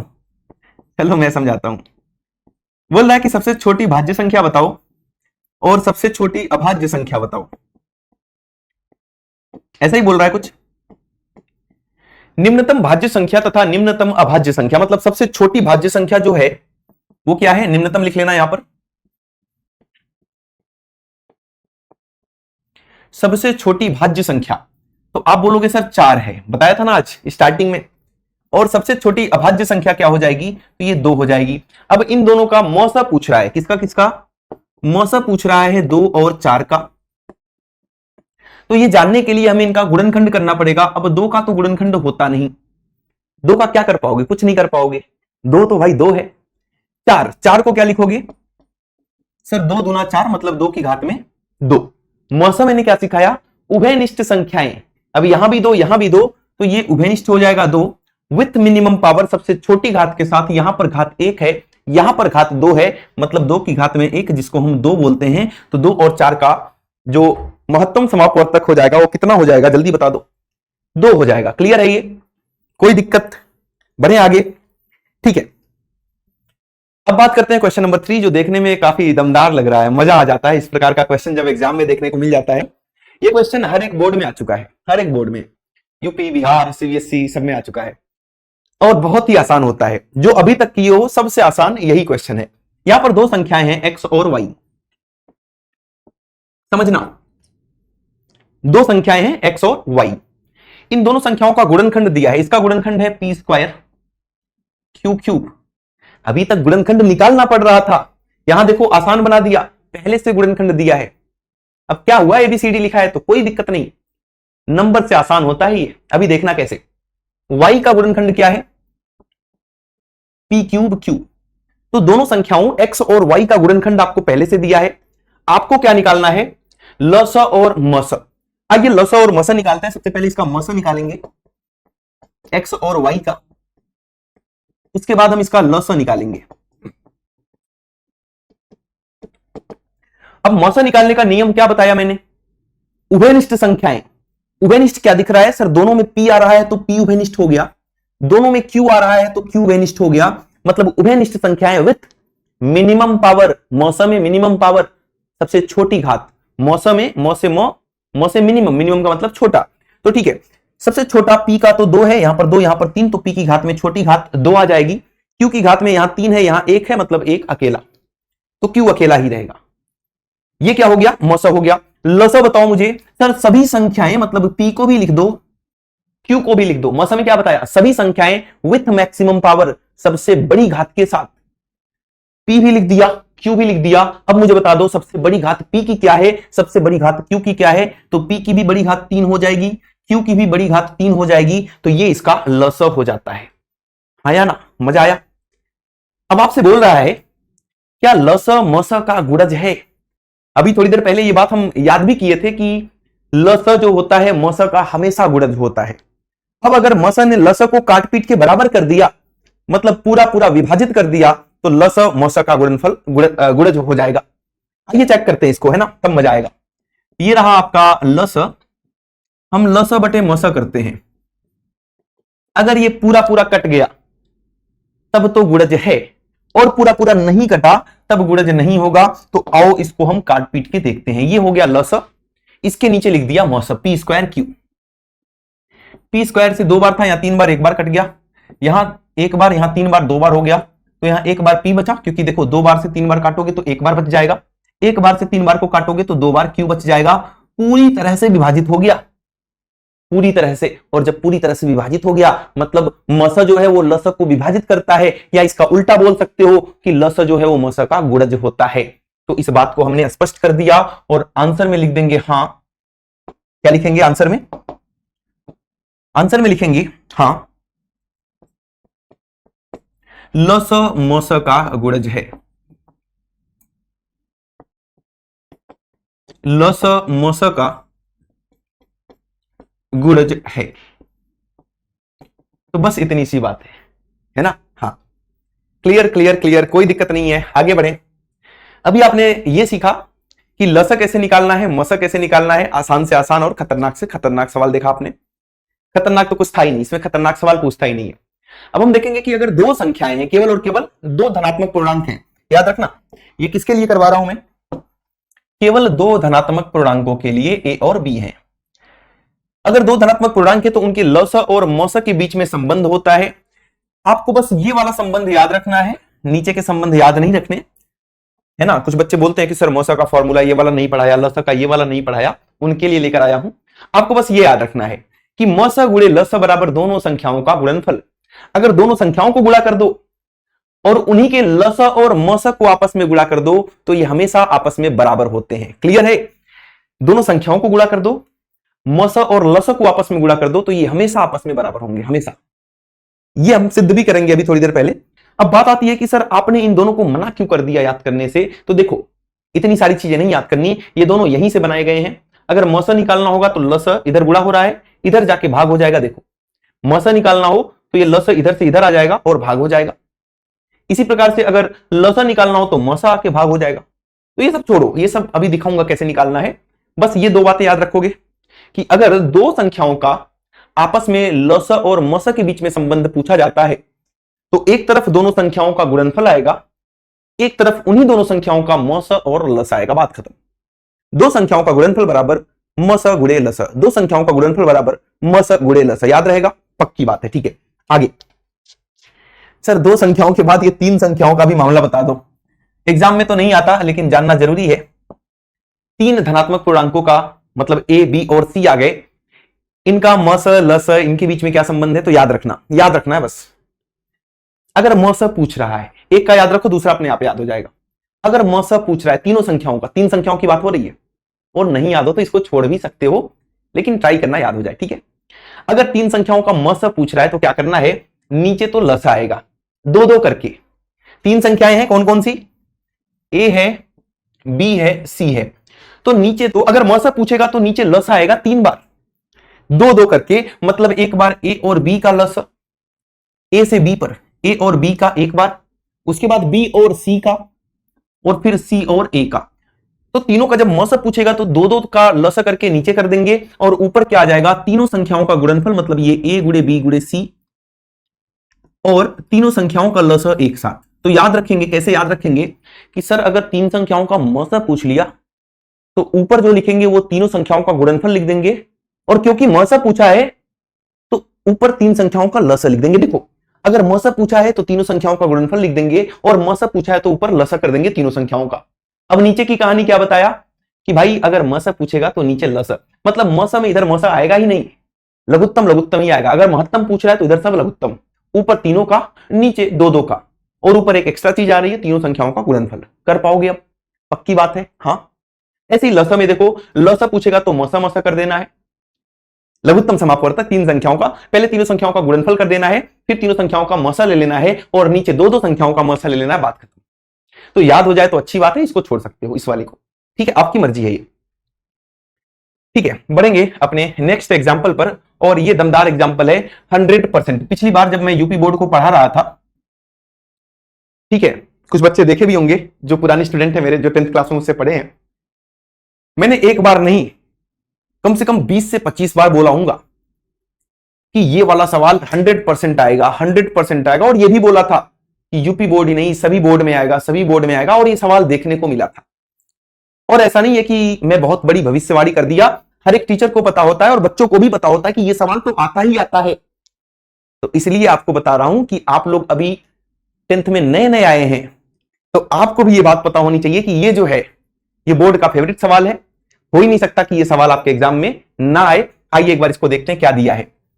यदि संख्याओं ए और बी का, दो संख्याएं हैं उनका मसा दिया है, ऐसा मसा दिया है दो संख्याओं ए और बी का, कितना दिया है तो 12 दिया है, और इन संख्याओं का गुणनफल दिया है ए गुणे बी, कितना दिया है 3600 दिया है, और आपसे बोल रहा है कि लसा बताओ मुझे, तो ए और बी का लसा बताओ, ऐसा है सवाल। क्लियर? अब मैंने आपको अभी थोड़ी देर पहले एक फॉर्मूला बताया जिसमें मैंने बताया था कि मसा और लसा को गुणा कर दो। अगर दो संख्याओं का मसा हो गया, दो संख्याओं का लसा हो गया, अगर आप इनको गुणा करते हैं, देखो गुणा कर दिया मसा और लसा को, तो ये किसके बराबर हो जाता है? यहां पर कॉमा लगाएंगे दोस्त, ये किसके बराबर हो जाता है? लसा गुणे मसा बराबर दोनों संख्याओं का गुणनफल। अब दोनों संख्याएं क्या क्या हैं? ए और बी, तो लसा गुणे मसा बराबर दोनों संख्याओं का गुणनफल। फॉर्मूला लिखा हूं, कुछ नया नहीं लिखा हूं, यहां पर फॉर्मूला लिख दिया हूं बस। जिसका मान पता है उठा के रख दो, जिसका नहीं पता अपने आप आएगा। मसा 12 है तो मसा के नीचे 12 लिख दिया, लसा नहीं पता तो लसा को लसा रहने दो, लसा को दोस्त आप लसा रहने देंगे, बराबर दोनों संख्याओं का गुणनफल हमें दिया है 3600, तो इसकी जगह पर 3600 आ जाएगा। ठीक है ना, कुछ नहीं किया, जो सवाल में दिया था वही लिख दिया। अब इस 12 को उधर भेजोगे तो लसा कितना निकल कर आएगा? आप बोलोगे सर 12 इधर गुणा हो रहा है, उधर जाके भाग हो जाएगा, और ये आ जाएगा 12 तिया 36, मतलब कि 300। तो इन दोनों संख्याओं का लसा जो आ जाएगा वो कितना आ जाएगा? 300 के बराबर आ जाएगा। क्लियर है? आगे बढ़े, ठीक है। अब बढ़ेंगे अपने नेक्स्ट क्वेश्चन नंबर 5 पर, और ये जबरदस्त सवाल है। आज की क्लास में इस प्रकार का सवाल नहीं बताया, और ये सवाल हमेशा बोर्ड एग्जाम में तो नहीं आता लेकिन आता रहता है, तो कहीं ना कहीं 50 to 60% चांस होते हैं इस सवाल के आपके बोर्ड एग्जाम में आने का। आइए देखते हैं। व्याख्या कीजिए कि निम्नलिखित संख्याएं अभाज्य संख्या है या भाज्य संख्या। आपके सामने एक संख्या लिखी हुई, क्या? 5 गुणे 7 गुणे 11 गुणे 13 प्लस 11। अब आपसे पूछ रहा है कि ये भाज्य है या अभाज्य है। मेरी एक बात याद रखना, जो संख्याएं गुणा होती हैं, मैंने बहुत बार बताया भी है लेकिन फिर से बता रहा हूं, जो संख्याएं गुणा होती हैं उनको एक पद मानकर चलना है। यहां से लेके यहां तक सारी चीजें गुणा हो रही हैं तो इनको एक जैसा मानकर चलना है। ये अकेला है तो इसको अलग मानकर चलना है। मतलब यहां पर कुल मिलाकर हमारे पास दो पद हैं, दो पद जैसा है, पहला और दूसरा। दोनों में से कॉमन क्या आ रहा है? उभयनिष्ठ क्या आ रहा है? 11 यहां भी, 11 यहां भी, मतलब 11 तो उभयनिष्ठ आ रहा है। 11 उभयनिष्ठ ले लो, इसको सॉल्व करना होगा हमें। सर यहां से 11 को गायब कर दिया अगर, तो 5 गुणे 7 गुणे 13 बचेगा, प्लस यहां से 11 को अगर गायब कर दिया तो 1 बच जाएगा। अब इसको सॉल्व कर दो, इसको सॉल्व कर दो जो नीचे लिखा है। आपसे पूछा जा रहा है कि अभाज्य है या भाज्य है। अगर केवल 2 गुणनखंड आए तब अभाज्य होगा, और 2 से अधिक गुणनखंड आए तब भाज्य हो जाएगा। तो देखो इसको जब सॉल्व करोगे आप, 13 सत्ते 91, और 91 इंटू 5 9 5 45। चलो मल्टीप्लाई करके दिखाई देता हूं। 7 5 35 कर लो, गुणे 13 प्लस 1 11, इसको मल्टीप्लाई करो, 13 5 65, 5 6 आ गया, 13 3 39 और 6 45 हो गया 455 प्लस 1, तो ये आ गया 11 गुणे 456। अब किसी बच्चे को ये लग रहा होगा कि जो संख्या दी गई थी उसको आपने 11 गुणे 456 में कन्वर्ट कर दिया। किसमें? 11 गुणे 456 में कन्वर्ट कर दिया। इसके तो सर 2 ही गुणनखंड हैं, मतलब यह अभाज्य है, ऐसा नहीं है। आप इसको अभी और तोड़ सकते हो। 11 को तो नहीं तोड़ पाओगे, लेकिन 456 को तोड़ सकते हो, तोड़ दो। जिसके साथ मन करे उसके साथ तोड़ दो। 2 के साथ तोड़ते हैं। तोड़ने का मतलब इसको 2 से भाग कर दो। तो 2 गुणे 2 से भाग करेंगे तो कितना? 2 दूना 4, 2 दूना 4, 2 अट्ठे 16। तो 456 को मैं लिख सकता हूं 2 गुणे 228। क्लियर है? अब आपने देखा कि जो संख्या दी गई थी आपको सवाल में, ये वाली संख्या जो दी गई थी, इस संख्या को मैंने इस रूप में कन्वर्ट कर दिया। कहने का मतलब क्या हो गया कि दी गई संख्या के 1 2 3 मतलब 2 से ज्यादा गुणनखंड हो गए, और अभी एक तो बचा ही है। चाहूं तो मैं एक भी लगा सकता हूं इसके साथ। तो दी गई संख्या के अगर 2 से ज्यादा गुणनखंड हो जाते हैं तो वो कैसी संख्या हो जाती है? भाज्य संख्या का रूप ले लेती है। तो लिखेंगे दी गई संख्या के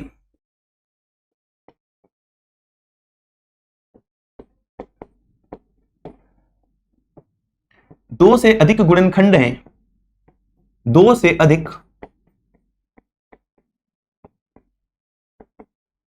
गुणनखंड हैं,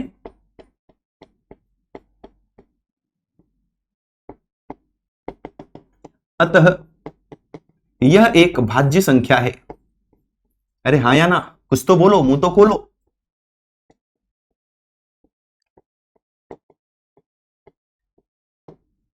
क्या बोल रहा है? मेरा कान खराब है, मुझे सुनाई नहीं देता। सब सुनता हूं बेटा, मैं सब सुनता हूं। क्लियर है? ये कोई दिक्कत वाली बात नहीं है। कर पाओगे इस पर? इस तरह का सवाल आता रहता है एग्जाम में, एनसीईआरटी में भी दिया है, उसको ट्राई करना आप लोग, ठीक है? आसान होता है ये। बढ़ेंगे क्वेश्चन नंबर 6 पर, और ये भी दमदार सवाल है अपने आप में, और इसका भी वही सेम टू सेम चांसेस है, कभी आता है कभी नहीं आता। यहां पर आपको एक संख्या दी रही होगी, जैसे यहां पर 32 की घात में n दिया है। 32 की घात में n, इसको हम अगर यहां पर लिख दें, जहां पर n कोई प्राकृतिक संख्या है, सवाल यह पूछा जाता है कि n के किसी भी मान के लिए, मतलब n का मान क्या क्या हो सकता है। अगर n जो है वो एक प्राकृतिक संख्या है। अब n जो है एक प्राकृतिक संख्या, मतलब n का मान सर 1 2 3 4 5 6 7 8 9 10 कुछ भी हो सकता है, 1 से लेके अनंत तक प्राकृतिक संख्या पता है, n फॉर नेचुरल नंबर, ठीक है? तो 32 की घात में n मतलब 32 की घात में 1 भी हो सकता है, 32 की घात में 2 भी हो सकता है, 32 की घात में 3 भी, n का मान कुछ भी हो सकता है। जब इसको सॉल्व करते हैं तो क्या कोई ऐसा मान आएगा जिसका लास्ट में इकाई का जो अंक होगा वो 0 पर समाप्त हो? अरे भाई बड़े बड़े नंबर आएंगे जब इसको सॉल्व करोगे तो, है ना? जैसे 32 को जब सॉल्व करोगे तो 32 ही आएगा। क्या आखिरी में 0 आया? क्या आखिरी में 0 आया? इसको करोगे तो शायद 1024 आता है। क्या आखिरी में 0 आया? इसको आप खुद से कर लेना। क्या आखिरी में 0 आएगा? इसके आखिरी में तो 8 आएगा, इसके आखिरी में 4 आएगा, उसके आखिरी में 2 आएगा। एक बार 32 गुणे 32 करके देख लो कि कहीं गड़बड़ ना हो। वैसे 1024 ही आएगा। 32 दूना 64 को 4 लिख दिया, कैरी हो गया 6, 32 96 और 6 6 12 1024 ही आता है, टेंशन वाली बात ही नहीं है। क्या कहीं 0 आया क्या? और क्या सर अनंत तक लिखकर ऐसे चेक करवाओगे क्या? सवाल में क्या पूछा गया है? सवाल में पूछा गया है कि जांच कीजिए कि क्या किसी भी प्राकृतिक संख्या n के लिए 32 की घात में n शून्य पर समाप्त हो सकता है क्या? 2-3 तो मैंने चेक कर लिया, जितनी मेरी हिम्मत थी, नहीं हुआ समाप्त शून्य पर। क्या मैं पूरा बोर्ड भर दूं? क्या मैं पूरी रात ऐसे लिख के सॉल्व करूं कि शून्य पर समाप्त होगा या नहीं? नहीं करूंगा ना, तो तुम करोगे। तो कुछ ना कुछ जुगाड़ तो होगा। शून्य पर समाप्त कब कोई संख्या होती है? जैसे 10 की घात में n कुछ भी लिख दो, हमेशा यह शून्य पर समाप्त होता है। 20 की घात में n, मतलब सर अगर लास्ट में शून्य रहेगा तभी शून्य पर समाप्त होगी। तो ऐसी संख्याओं की कुछ खास बातें होती हैं। ऐसी संख्याओं के गुणनखंड करोगे तो इसमें कहीं ना कहीं 2 और 5 हमेशा आएगा। इसमें भी 2 और 5 आएगा, चाहे एक बार आए चाहे ज्यादा बार आए, हमेशा 2 और 5 आएगा। तो ऐसी कोई भी संख्या दुनिया की जिसके गुणनखंड में 2 और 5 दोनों आता है वो शून्य पर समाप्त होगी, और ऐसा नहीं होता है तो वो कभी भी शून्य पर समाप्त नहीं होती है। तो हमारा काम ये चेक करना है कि जो 32 की घात में n सवाल में दिया गया है, इसका गुणनखंड करते हैं। गुणनखंड करने के बाद हम ये चेक करेंगे कि 32 में 32 के गुणनखंड में क्या 2 और 5 दोनों आ रहे हैं? आओ चेक करते हैं। जब आप 32 का गुणनखंड करते हो, साइड में करके दिखा देता हूं मैं आपको, यहां पर कर लेते हैं, फिर हटा दूंगा मैं। 16 दूना 32, 2 अट्ठे 16, 2 चौका 8, 2 दूना 4, 2 एक में 2, तो 5 बार 2 आया। 32 के गुणनखंड में क्या आया? 32 की जगह पर मैंने 2 की घात में 5 लिख दिया। 1 2 3 4 5। 32 के ऊपर n है तो इस 32 के ऊपर भी क्या आ जाएगा? n आ जाएगा। मैंने क्या बोला कि जीरो कब आता है? याद रखना है क्या कि जीरो कब आता है? जब 2 भी आए 5 भी आए तब जीरो आता है। अब किसी बच्चे को लग रहा होगा कि सर यहां तो जीरो आएगा क्योंकि यहां पर 2 और 5 दोनों आ रहे हैं। ऐसा किसको किसको लग रहा है कि 2 और 5 दोनों आ रहे हैं? भाई आधार में ये 5 घात में है, घात की बात ही नहीं कर रहा मैं, तो ये आधार की बात कर रहा हूं। आधार में अगर 2 और 5 दोनों आएगा तभी वह संख्या शून्य पर समाप्त होगी। तो इसका आंसर लिखेंगे 32 की घात n के गुणनखंड में, एक्सप्लेन करना पड़ेगा एग्जाम में, केवल 2 आ रहा है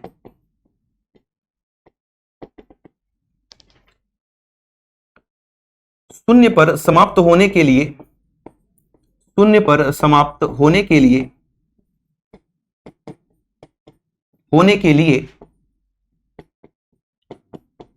गुणनखंड में 2 और 5 दोनों का होना अनिवार्य है। गुणनखंड में 2 और 5 दोनों का होना जरूरी है, दोनों का होना जरूरी है, अनिवार्य है। अतः अब देखो यहां पर तो 5 की कमी है ना, केवल 2 आ रहा है, 5 की तो कमी है। तो अब जब 2 और 5 दोनों नहीं है तो ये n के किसी भी मान के लिए शून्य पर कभी भी समाप्त नहीं होगा। तो लिखेंगे अतः 32 की घात n के किसी भी मान के लिए, किसी भी मान के लिए, ये लिखना पड़ता है एग्जाम में बच्चा, तभी नंबर मिलता है। मान के लिए लघुत्तरी में आता है, ये शून्य पर समाप्त नहीं होगा,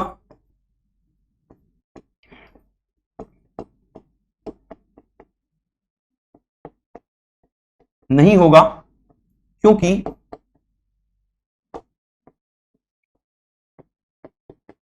इसके गुणनखंड में 5 की कमी है। क्योंकि आगे इधर कर लेते हैं, क्योंकि इसके गुणनखंड में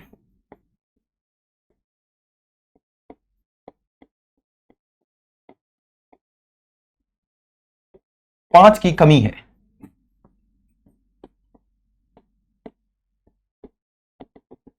सभी बच्चों को क्लियर है? कोई डाउट वाली बात नहीं है, आसान चीजें थी, ठीक है ना?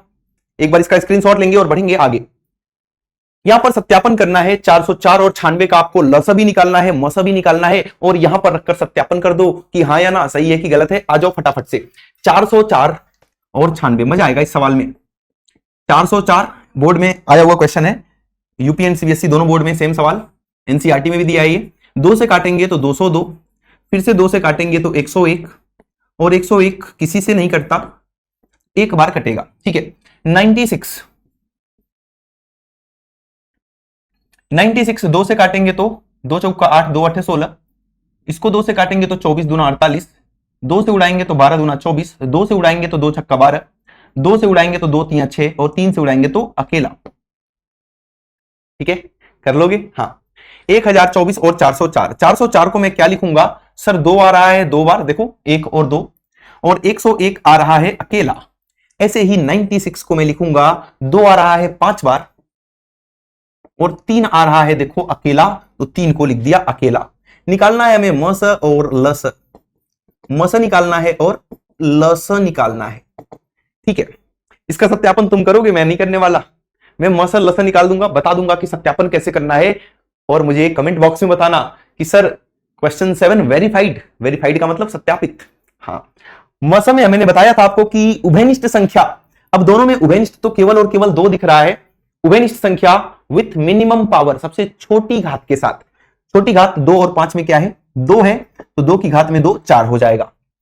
लॉसो में मैंने आपको सिखाया कि सभी संख्याएं जो भी दिख रही हैं, 2 भी, सर 3 भी है, 3 भी लिख लो भाई, सर 101 भी है, अरे लिख लो ना, मना कौन कर रहा।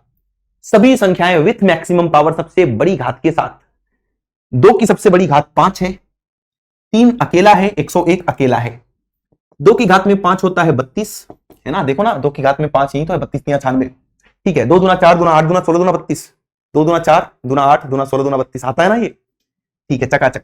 गुणे 3 गुणे 101, सर 32 3 96 होता है, गुणे 101, 96 और 101 को गुणा करेंगे तो 9696 आ जाता है, ये आपका एलसीएम हो जाता है, ये आपका एचसीएफ हो जाता है। अब बात ये आती है कि इसको सत्यापित करने का क्या तरीका है। सत्यापित करना है ना, आओ करवाता हूं। सत्यापित में हमें लेफ्ट हैंड साइड लेना है, जिसमें आप लस और मस को गुणा करेंगे। लस कितना है सर, 9696 है। मस कितना है, 4 है। इसको गुणा करेंगे, आपका आंसर यहां आ जाएगा।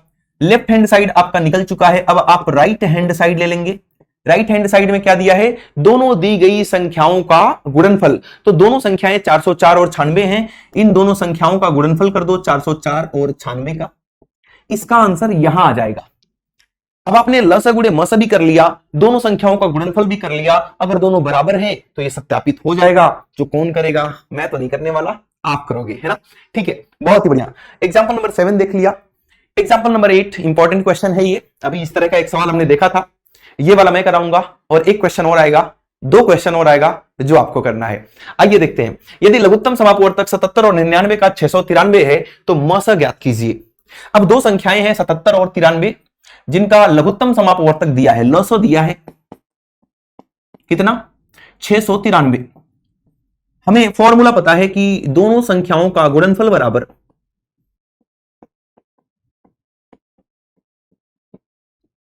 दोनों संख्याओं का गुणनफल बराबर क्या होता है,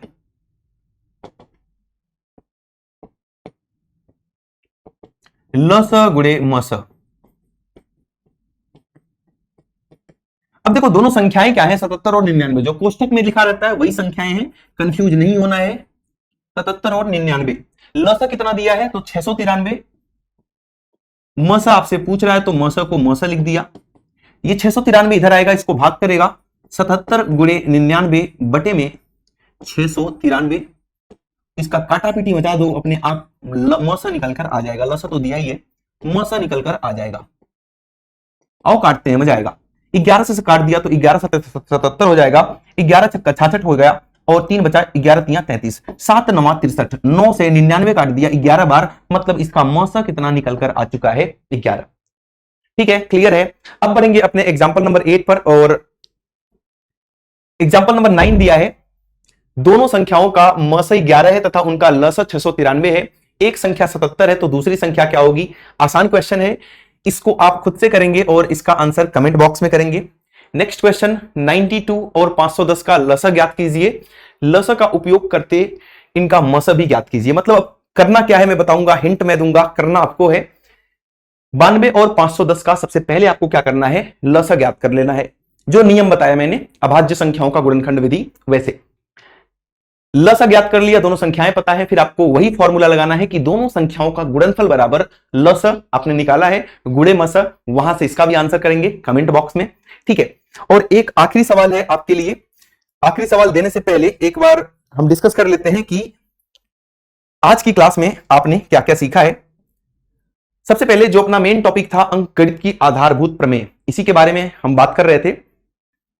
इसमें आपने ये देखा कि इकाई का अंक शून्य कैसे चेक करते हैं। जैसे अभी आपने 32 की घात में n वाला सवाल देखा था, वैसा सवाल। भाज्य या अभाज्य संख्या कैसे चेक करते हैं, ये आपने देखा। इसके बाद एचसीएफ और एलसीएम निकालना, अरे वही वाला सवाल जिसमें 11 मैंने कॉमन लिया था, भाज्य और अभाज्य, जो मैं सिखा रहा था। भाज्य और अभाज्य संख्या क्या होती है ये तो आपने सीखा था स्टार्टिंग में। एचसीएफ और एलसीएम कैसे निकालते हैं ये भी सीखा।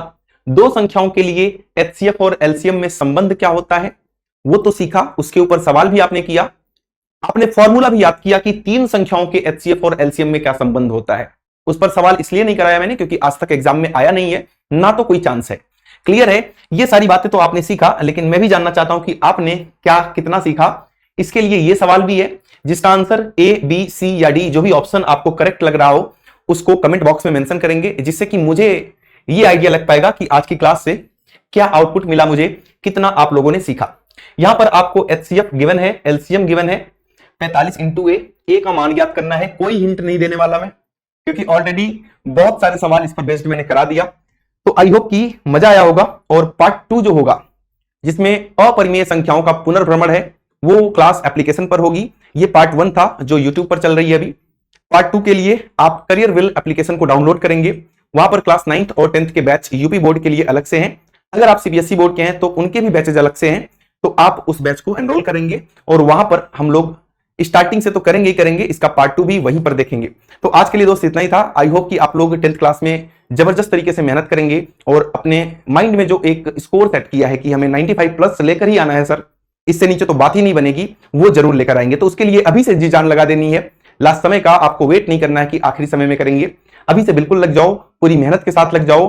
अब आपका सेशन भी स्टार्ट ही हो गया है लगभग, है ना? तो बिल्कुल अब टाइम नहीं है। 15-20 दिन जो मजे करने थे आपने कर लिए हैं, तो अब बिल्कुल भाई ईमानदारी से लग जाना है।